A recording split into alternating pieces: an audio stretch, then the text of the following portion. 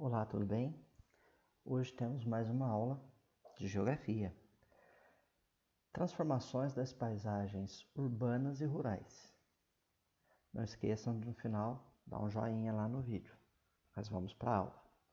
A primeira coisa que nós precisamos saber é a definição do que seja uma paisagem. Vocês sabem o que é uma paisagem? Muito bem, aqui está uma definição. Paisagem é tudo aquilo que nós conseguimos enxergar. Então, tudo aquilo que nós vemos faz parte da paisagem. Essa paisagem ela é encontrada de duas formas. Uma dessas formas é a paisagem natural e a outra é a paisagem humanizada. Então, nós vamos ver as diferenças entre esses dois tipos de paisagem, para ficar mais fácil para vocês compreenderem. Primeiro, a imagem da esquerda, nós temos uma paisagem natural. Aqui nós temos a presença dos elementos da natureza, como a vegetação, o relevo. Aqui nós temos um lago, que faz parte da hidrografia. Nesta imagem, nós não vemos a mão do homem, ou seja, não foi transformada por nenhum elemento produzido pelo homem.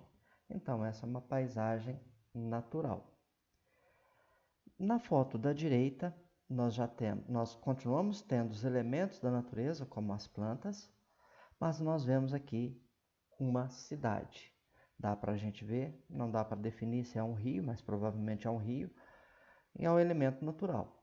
Porém, até mesmo esses elementos naturais, muitas vezes eles são dispostos pela mão humana. Um parque, por exemplo, as árvores são plantadas pelo homem. As plantas que nós temos ali, as flores, são plantadas pelo homem. Elas não nasceram ali de forma natural. Então, até mesmo um parque pode ser uma paisagem humanizada, porque aqueles elementos ali foram colocados pelo homem. Mas aqui nós temos, então, vários elementos, como os prédios, as avenidas, a ponte, que dá para nós percebermos aqui na imagem. Então, essa é uma paisagem humanizada. Então, das paisagens naturais. Existem vários tipos, várias formas. Hoje em dia, é muito difícil nós encontrarmos uma paisagem que seja inteiramente natural. Isso ocorre porque o homem ele já interferiu em grande parte das paisagens que nós temos em nosso planeta. Já tem ali a presença do homem. Por exemplo, quando o homem envia até uma nave para explorar um outro planeta, como é o caso de Marte, por exemplo, aquela paisagem já deixa de ser uma paisagem natural, porque ela passa a ser humanizada. Ali nós temos a presença daquele rover, aquele robozinho que fica andando em Marte. Então já tem a presença do homem ali. No caso da paisagem natural, ela não tem a interferência do homem. Tudo aquilo que é feito pela natureza.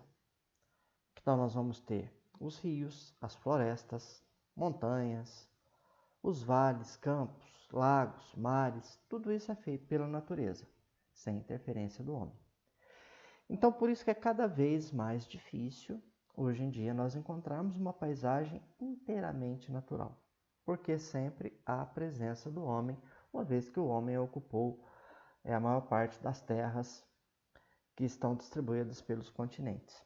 Existem lugares, como por exemplo na Antártida, que não tem a presença humana, porque não foram ainda totalmente ocupados. Existem algumas regiões de florestas ou algumas regiões de montanha que a presença humana ali é muito pequena. Agora, as paisagens humanizadas. Nós vemos construções, e essas construções, quando nós falamos em construções, nós não estamos dizendo apenas daquilo que é feito de cimento, concreto, que é feito de asfalto, como é o caso das cidades. Existem construções, por exemplo, aqui nós temos uma paisagem humanizada. As árvores estão dispostas ao longo da estrada. Mas se o homem fizer, por exemplo, uma lavoura, ele vai cultivar ali alguns alimentos. Ele pode ser uma lavoura de café, pode ser uma lavoura de cana-de-açúcar, de milho, de trigo. Ali já é uma paisagem humanizada, porque aquelas plantas são dispostas todas seguindo uma lógica, foram levadas pelo homem para aquele local. Por exemplo, tem algumas espécies de plantas que são cultivadas que não são próprias do nosso país. Um exemplo desse é o café. O café foi trazido de outro país para cá, de outra região do mundo para cá. Então ali é uma paisagem humanizada. Paisagem natural sem interferência do homem. Paisagem humanizada é aquela transformada, aquela que houve a interferência do homem sobre o meio natural. Pode ser uma casa, pode ser uma estrada, pode ser uma lavoura, pode ser uma cidade. Tudo isso são paisagens humanizadas. Tudo bem? Agora, para vocês, uma definição de paisagem humanizada. Paisagem humanizada é a que houve a ação do homem sobre a natureza, modificando a paisagem que até então era natural. Aqui nós temos alguns exemplos. Gostaria de chamar a atenção para que vocês observassem estas imagens. A primeira imagem superior, à esquerda, nós temos o que era a região do Rio de Janeiro em 1900 e depois à direita em 2004. Embaixo, a mesma paisagem também no Rio de Janeiro em 1900 e depois em 2004. Nessa primeira imagem, observe que nós temos aqui a região de praia, aqui uma vegetação natural e aqui aquele conjunto de morros e serras que compõem a paisagem do Rio de Janeiro. Observe que nessa primeira imagem nós não temos alguns sinais aqui de ruas abertas, mas não há presença de construções. Agora, nessa imagem da direita, nós já observamos essas construções. As duas imagens inferiores. Essa é a formação do relevo. E aqui nós temos o mesmo relevo, só que em primeiro plano já aparece a construção feita pelo homem. Essa construção em relação aos prédios, o calçadão e até aqui nós tínhamos uma vegetação nativa, natural. Ela foi retirada aqui dando local a um gramado. Então aqui nós temos exemplos dessas transformações. Essas transformações promovidas pelo homem, elas vão ocorrendo ao longo do tempo. Então, em alguns lugares essas transformações são mais rápidas, em outras essas transformações são mais lentas, mais demoradas. Neste caso aqui, o exemplo são de 104 anos. Bom, agora, um motivo. O que leva o homem a modificar uma paisagem? Nós sabemos que o homem ele tem a capacidade de promover essa transformação da natureza. Essa transformação, essa modificação, tem um objetivo. É o quê? É fazer com que aquele ambiente, que aquela natureza, essa possa ser modificada para que ela se adapte àquilo que o homem tem de necessidade. Então, o homem modifica a natureza para melhorar a sua própria vida, para atender algumas necessidades que ele possui. Por exemplo, quando o homem cria as lavouras, o principal objetivo é atender a necessidade de produção de alimento. Então, nós temos aí um exemplo. As cidades, moradia. E assim por diante. Construção de uma ponte, transporte. Então, o homem, ele modifica a natureza, ele modifica a paisagem durante a sua história para adaptar esse ambiente em que ele vive de acordo com suas necessidades. O homem tem essa capacidade. Um exemplo agora, esse daqui, a Ilha do Boi e Cambori. Dá para nós percebermos que o local em que foram feitas as fotos é o mesmo local. Nós temos aqui 1968 e 40 anos depois, em 2008. Nós percebemos que é o mesmo local, porque aqui nós temos Convento da Penha, que é essa área aqui. Agora, quando nós observamos o resto da imagem, aqui nós temos a região da orla, parte do mar, e aqui nós temos uma ponte que foi construída nessa região. Mas observem que nesta ilha não há construções feitas pelo homem, não há casas. E nessa segunda imagem nós já temos essas construções. Ou seja, os locais eles passam por transformações. Essas transformações foram feitas de acordo com as necessidades da época. Necessidades de locomoção, necessidade de melhorar o transporte, necessidade de criar novas moradias para as pessoas que viviam nesses locais. Então, nós temos aqui uma paisagem que sofreu transformações com o tempo. Agora, essas transformações, muitas vezes, elas estão relacionadas aos problemas. Elas dão origem a problemas. Porque quando essas transformações são feitas de uma maneira muito rápida ou de uma maneira sem que seja feito um planejamento, ela pode dar origem a muitos problemas. Esses problemas nós vamos chamá-los de problemas ambientais urbanos. Existem aqueles problemas ambientais que atingem a zona rural também, mas hoje nós vamos falar sobre os problemas ambientais urbanos. Nesta imagem, nós temos alguns desses problemas. Na imagem superior à esquerda, nós temos aqui uma pessoa se locomovendo em uma enchente, em um período de inundações.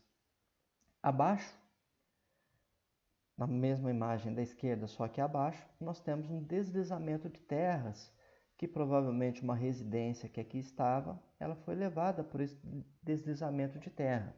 E aqui nós temos uma casa que está correndo esse mesmo risco, uma área de risco. As imagens da direita, nós temos o acúmulo de lixo.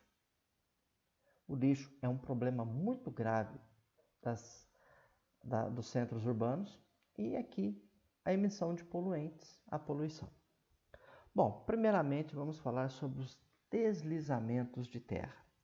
Uma das coisas que ocorre, esses deslizamentos de terra, eles podem ter como a origem natural, é um fenômeno natural.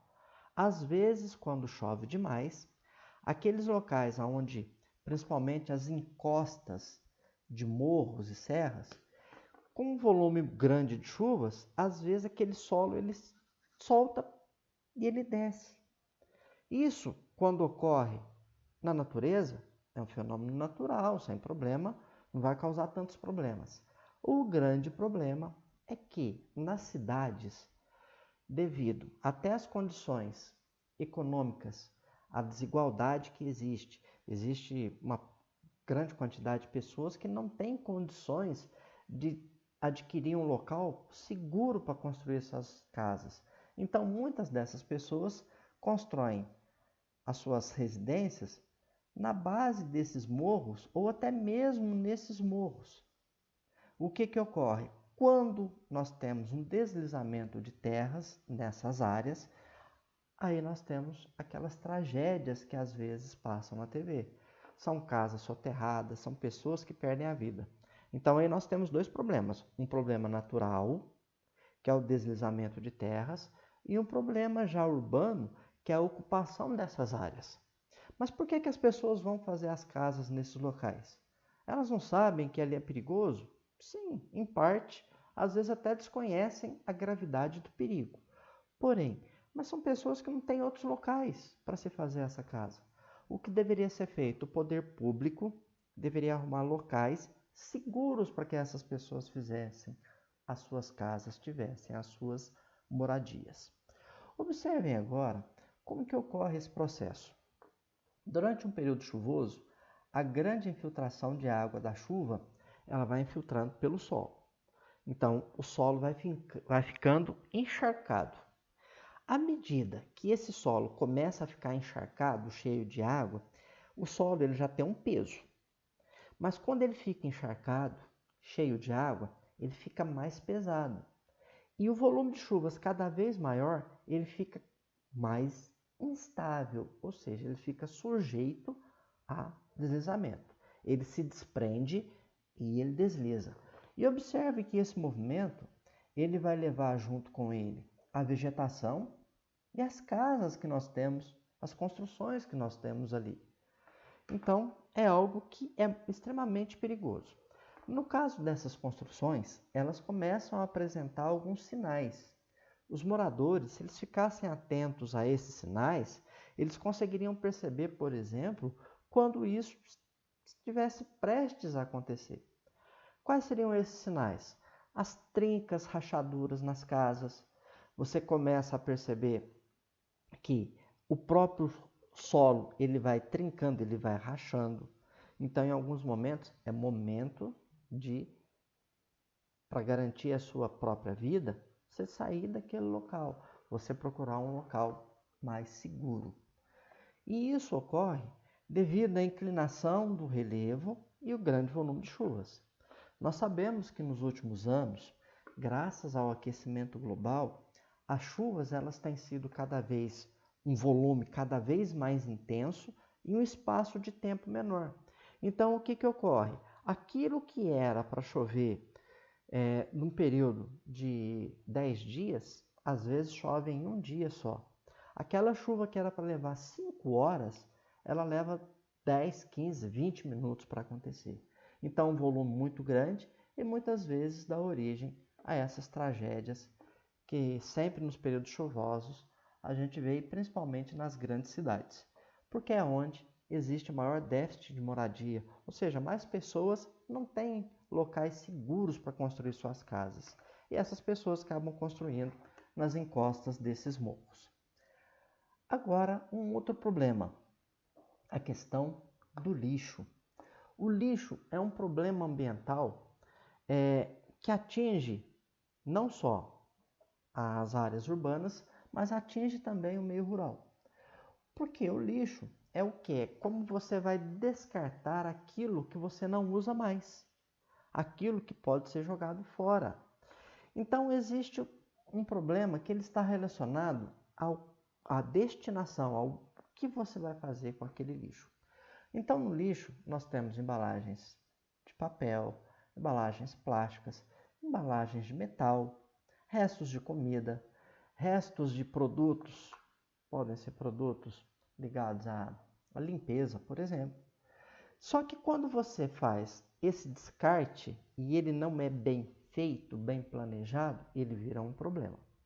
Existem muitos locais aquelas organizações que recolhem esse lixo, separa o lixo e recicla esse lixo. Por exemplo, o papel, o plástico, o metal podem ser reciclados. Eles podem ser reutilizados. Você pega uma embalagem de alumínio, por exemplo, ela pode ser transformada em uma outra embalagem ou outro produto de alumínio. Então você retira esse impacto sobre a natureza.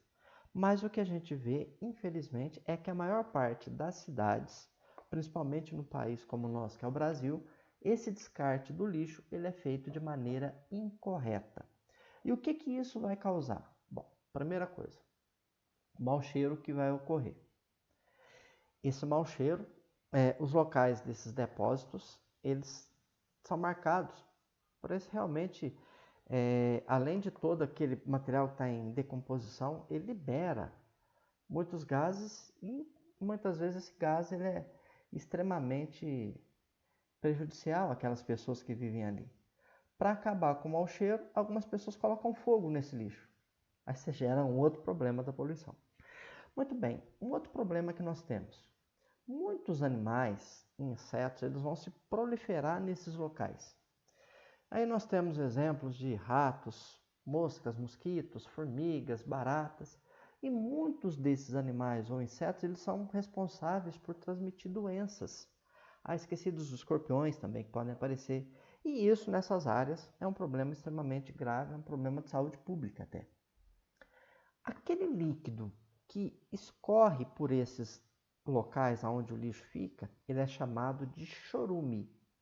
É uma água escura, com mau cheiro. Ela vai surgir da decomposição daquele lixo. E ela vai contaminar o solo, e muitas vezes ela infiltra pelo solo, chega até o lençol freático, que são as reservas de água. Então ele pode contaminar o solo, o lençol freático, pode contaminar rios e lagoas. Muito bem, o lixo, quando ele é queimado, já falei anteriormente, gera um outro problema que é a da poluição. Esse gás que é liberado da queima desse lixo é extremamente tóxico, né? E o lixo, ele também causa problemas até para o local onde ele está. Ele causa um desequilíbrio ambiental, porque muitos animais vão viver naquele lixo, vão se alimentar dali, ou alguns vão aumentar a sua população, e isso vai trazer desequilíbrio para aqueles locais. Aqui nós temos dois exemplos. O lixo mal colocado, mal descartado em uma cidade, colocado dessa maneira, sem a embalagem adequada, sem ser colocado em uma altura adequada para que os animais não mexam, por exemplo, cachorros, gatos, não mexam com esse lixo, aqui é um problema. E que depósitos? Esse é um chamado lixão. Essas pessoas que aqui estão são pessoas que vivem da coleta daqueles materiais recicláveis. Então elas ganham a vida separando aqui plástico, papel, metal para ser revendido.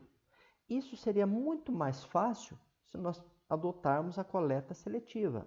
O que é a coleta seletiva? Cada pessoa que gera esse lixo já separa aquilo que é plástico, já separa o que é metal, papel e já coloca para a coleta, já se pegar para que essa coleta só pegue isso. Restos de alimento, ela não vai pegar. Aquilo que não dá para ser reaproveitado, não vai ser pego. Então, essa coleta seletiva existe em muitas cidades e tem funcionado. É um peso menor sobre a natureza. Problema das enchentes. Muito bem, esse problema ele afeta as cidades, desde as cidades maiores quanto as cidades menores. É muito comum, ao longo da história do homem, o surgimento, o crescimento das cidades junto aos rios. Isso, desde que as primeiras cidades foram construídas, o homem constrói essas cidades muitas vezes próximas a esses rios. Só que aí tem um problema. Quando começa a chover em um volume muito grande de chuvas, esses rios eles transbordam. Eles saem do seu leito normal, ele vai provocar o que nós chamamos de enchentes. Isso por que ocorre? Primeiro, já falei anteriormente, hoje tem chovido um volume muito grande num espaço muito curto de tempo.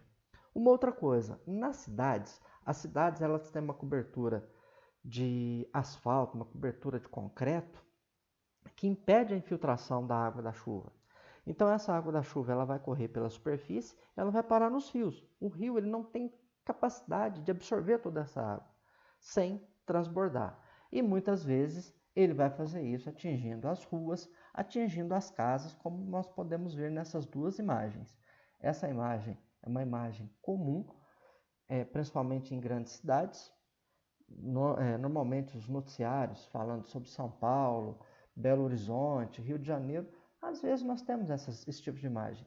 E essa imagem aqui de uma cidade num período de enchentes de um rio. Observe que as casas são feitas muito próximas a esse rio. Então, quando esse rio transborda, essas casas são atingidas. Muito bem, mas vamos ver a diferença entre enchente, inundação e alagamento. Existem essas três coisas e são três coisas totalmente diferentes. Primeiro, enchente ou cheia é o aumento temporário do nível de água no canal de drenagem, devido ao aumento da vazão, atingindo a cota máxima do canal, porém sem transbordamento. A enchente é um fenômeno normal que ele vai acontecer. O rio ele aumentou o volume de águas, então você vê que ele sobe o nível desse rio. Olha a calha dele aqui, ó. Você teve um aumento do volume de águas, mas nesse primeiro momento, com a enchente, ele não saiu fora do canal, ele não saiu fora naquela cava onde o rio ele passa, né, no leito, ele não transbordou além do seu leito. A inundação é o transbordamento das águas de um canal, atingindo as áreas marginais, planície de inundação ou área de várzea. Todo rio, quando chove demais, ele inunda, ele sai para fora da calha. Então, nesse período, ele joga água acima do seu leito, no que nós chamamos de várzea ou planície de inundação. São aquelas áreas próximas ao rio. Só isso é um fenômeno natural. O grande problema é que nas cidades, muitas áreas dessas de várzea são ocupadas por construções. Então, quando ocorre a inundação, o rio ele transborda além do seu leito e vai atingir essas construções. É muito comum essas inundações podem acontecer tanto em cidades maiores quanto em cidades menores, dependendo do volume de chuvas e do tipo de construção.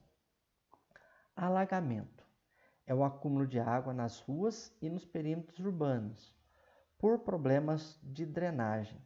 Nesse caso do alagamento, chove demais num período curto. Aquele sistema de drenagem, que normalmente tem aquelas bocas de lobo, que é aquele local onde entra a água da chuva, eles podem estar entupidos de alguma forma e chove demais, a água não tem por onde ela escorrer. Então, ela vai alagar algumas ruas, alguns bairros. Isso daqui não tem nada a ver com o rio. É um problema de drenagem dessa água de chuva. Ok? Assim nós temos então enchente, inundação, alagamento. Enchente e inundação, fenômenos naturais. Eles só têm problema quando o homem constrói junto a esses rios. O alagamento é um problema já relacionado a um mau planejamento, uma má conservação dos sistemas de drenagem. Um outro problema que atinge as cidades. Esse problema ele é causado pela poluição. Nós temos um fenômeno que é natural, que é chamado de inversão térmica. A inversão térmica ela ocorre principalmente nos dias frios, outono, inverno, principalmente no inverno. O que é o normal? O normal da temperatura. O normal é, nos períodos quentes, o ar quente fica próximo da superfície. O ar frio fica numa camada acima desse ar quente. E acima dele ainda fica um ar mais frio. Então, observem essas duas setas. Essas duas setas, elas mostram a poluição, ou tudo aquilo que é gerado pelo homem.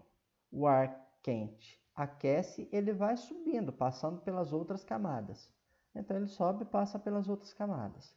Se isso daqui fosse uma poluição, essa poluição ela iria se espalhar nas partes mais altas da atmosfera. Ela não ia ficar próximo à superfície. Durante o inverno, o que ocorre? Há uma troca entre essa camada de ar frio e essa camada de ar quente. O ar frio ele passa a ficar próximo da superfície e o ar quente acima dele. Então, todos aqueles poluentes que são gerados, ao invés deles subirem, irem nas partes mais altas da atmosfera e se espalhar, ele vai se espalhar pela superfície. Então, é quando você acorda e está aquele dia enfumaçado. Mas essa fumaça, ela não é uma neblina, é poluição. Essa imagem aqui mostra um exemplo da cidade de São Paulo. A poluição gerada, ela se concentra próximo da superfície. E observa que acima dela, o céu está claro. Então, esse daqui é o ar quente, esse é o ar frio, que funciona como uma tampa para essa poluição, não permitindo, por exemplo, que ela se espalhe pelas camadas mais altas da atmosfera. Essa inversão térmica, ela é um fenômeno natural. Ela só é um problema nas grandes cidades ou naqueles locais onde nós temos a poluição do ar. Aqui na minha região, na nossa região, existe a queima da cana-de-açúcar na época da colheita, ou as queimadas que ocorrem na zona rural. Então, toda aquela fumaça das queimadas, durante a inversão térmica, ela se espalha pela superfície. É o que nós chamamos de névoa seca. É muito comum durante o período do inverno. A inversão térmica não tem nada a ver com a ação do homem, é um fenômeno natural. Mas a inversão térmica, junto com o problema causado pelo homem, que é a poluição, afeta demais as grandes cidades ou afeta demais as cidades. Chuva ácida. Essa chuva ácida é um fenômeno que também ocorre em muitas cidades, principalmente naquelas que têm uma grande concentração industrial. O que seria a chuva ácida? As indústrias, elas liberam alguns gases na atmosfera. Esses gases podem ser dióxido de enxofre, dióxido de carbono e dióxido nitroso. Esses gases, quando em contato na atmosfera com partículas de água, eles ocorrem as reações químicas, essa água ela fica ácida. Então, nós vamos ter aqui, esses gases são transportados para a atmosfera, eles se combinam com as gotas d'água que estão presentes no vapor de água, formando assim a chuva ácida. Essa chuva ácida, ela vai acontecer em áreas próximas dessa grande concentração industrial. Qual o problema da chuva ácida? Primeiro, a chuva ácida, ela pode causar alterações nas plantas, ela pode tornar o solo mais ácido e também ela pode corroer as construções. Um exemplo desses nós temos aqui nessas imagens, uma estátua e depois essa mesma estátua sofrendo com a chuva ácida. Percebam que ela perde um pouco daquele formato, daquilo que era característica dela. É como se fosse dissolvendo. A chuva ácida nos seres humanos, ela causa irritação nos olhos, ela causa irritação no sistema respiratório do homem. Né? Então, tem pessoas que quando vão em cidades que sofrem com essa chuva ácida, ela logo já fica com o olho todo vermelho, começa a tossir por causa dessa chuva ácida. O efeito dela é ao longo do tempo, tá? Ela pode causar a morte, por exemplo, de plantas. Aqui no Brasil nós tínhamos chuva ácida na região de Cubatão, que causava realmente um problema para as plantas da Mata Atlântica. Muito bem, essa charge, nós já estamos chegando ao final dessa aula, é só para mostrar como que essas pessoas, às vezes, constroem essas casas em morros ou na encosta desses morros. A charge ela faz uma ilusão, né, uma alusão ao que a mulher está assistindo lá. Que insensato coração, provavelmente uma novela, um filme. E o outro fala para que ela seja sensata e saia logo daí. Porque aqui dá para nós percebermos que as pedras, ó, elas já estão se deslocando. Essa casa aqui, essa encosta, provavelmente ela vai cair.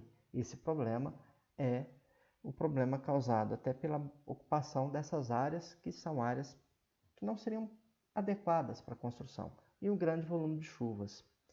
E uma outra imagem, só para nós concluirmos essa nossa aula de hoje, nós temos aqui duas imagens das áreas de cultivo de lavouras. Essas duas imagens, só para lembrar, são áreas de paisagem humanizada. Essas plantas foram colocadas pelo homem. Mesmo sendo elementos da natureza, que são plantas, é uma paisagem humanizada. Ok? Então, pessoal, espero que tenham gostado e na próxima oportunidade nós continuaremos. Um abraço a todos!